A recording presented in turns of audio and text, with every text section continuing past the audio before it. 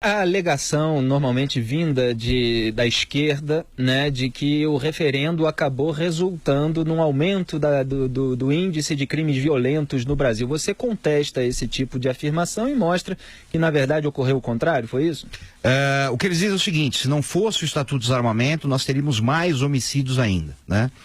Primeiro que essa ideia, né, de projeção, né, de homicídios, isso não existe em lugar nenhum do mundo, né? Isso aí é um exercício de futurologia, né? Ou de numerologia, ou de qualquer coisa assim, né? A menos que eles tenham pego a máquina do tempo DeLorean do Marty McFly, ido até o futuro alternativo, voltaram. Até 2050 voltaram dizendo, olha, não ia ser muito pior, né? Até o pesquisador da Bahia, o Fabrício Rebelo, um grande amigo meu, ele fez uma conta muito bacana, né, que ele mostrava que se essa projeção fosse verdadeira, o Brasil estaria extinto em 90 anos, né? Todos teríamos sido assassinados, ou seja, não faz o menor sentido, né? É uma tentativa maluca de justificar o que não está funcionando, né? O que foi apresentado como uma solução não está funcionando e, portanto, tem que ser modificado.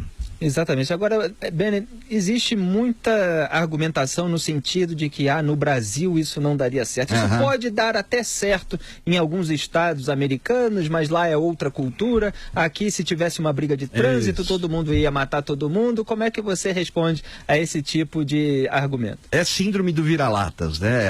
Aquela história de que o brasileiro sempre se acha menos de qualquer outro ser humano do mundo, né?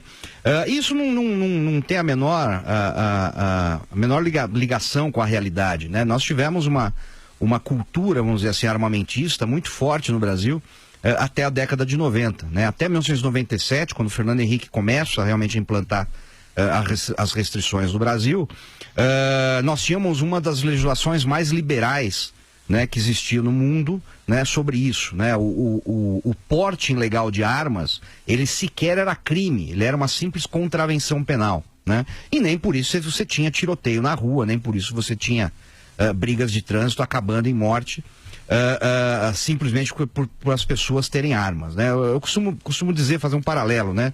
Você já deu uma facada em alguém dentro da sua casa, Felipe? Eu não. Não, mas você não tem faca na sua casa? Eu tenho, várias. Então por que se você tivesse uma arma você atiraria em alguém? Pois é. Né? Não faz o menor sentido isso, né? Eu acho que se uma pessoa tem uma arma e atirar alguém, o problema é da pessoa, não é, obviamente, da arma. E a gente tem exemplos muito claros disso. Então, por exemplo, se você pega, muitas vezes você usa os Estados Unidos como exemplo, que é o país mais armado do mundo. Mas os Estados Unidos não conta porque você tem educação, você tem punição, você tem já uma cultura, etc. Aí você usa a Suíça, o cara fala, não, mas a Suíça é a Suíça, é tudo maravilhoso, é tudo lindo, tudo limpinho, né?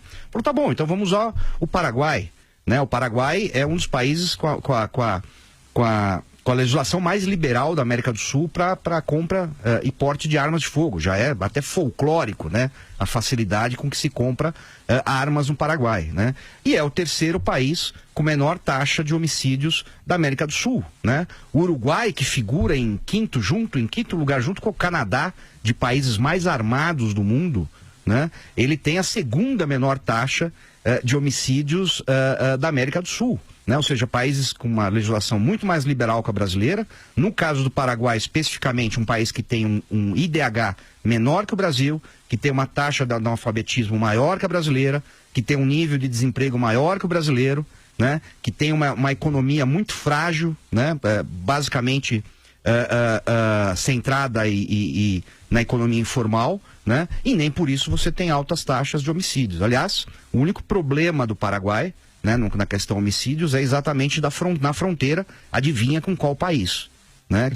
Com o Brasil, né? Ou seja, o Brasil consegue estragar a segurança pública do Paraguai. Quem está assistindo aos Pingos nos Is pela internet está vendo um ranking dos 25 países mais armados do mundo, saiu recentemente pela Small Arms Survey, e está aí os Estados Unidos em primeiro lugar, com o Iêmen em segundo, é isso, Bennett? Isso, Iêmen, depois Montenegro, né? A Sérvia, o Canadá, o Uruguai, Chipre, Finlândia, Líbano, ou seja, todos esses países, né, têm uma quantidade gigantesca de armas nas mãos da população.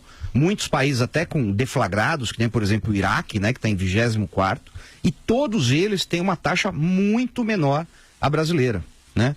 Aliás, nenhum desses países está entre os 25 mais violentos do mundo, né? A maioria deles está bem lá embaixo, menos violentos do mundo. E quando eu falei de estados americanos, na verdade é porque existe uma diferença de legislação nos Estados Unidos em relação aos estados. E como eu já comentei aqui na Jovem Pan, normalmente os estados em que o acesso à arma é mais fácil têm um índice menor de crimes violentos. Exatamente. Então a taxa nacional americana, ela na verdade ela é inflada pelos estados onde há mais restrições aos acessos de arma. Principalmente as cidades grandes como Detroit, Chicago, né, que jogam essa média nacional para cima, a média americana. Normalmente governadas pelo Partido Democrata. Cidades historicamente governadas pelos democratas, né, pela esquerda americana.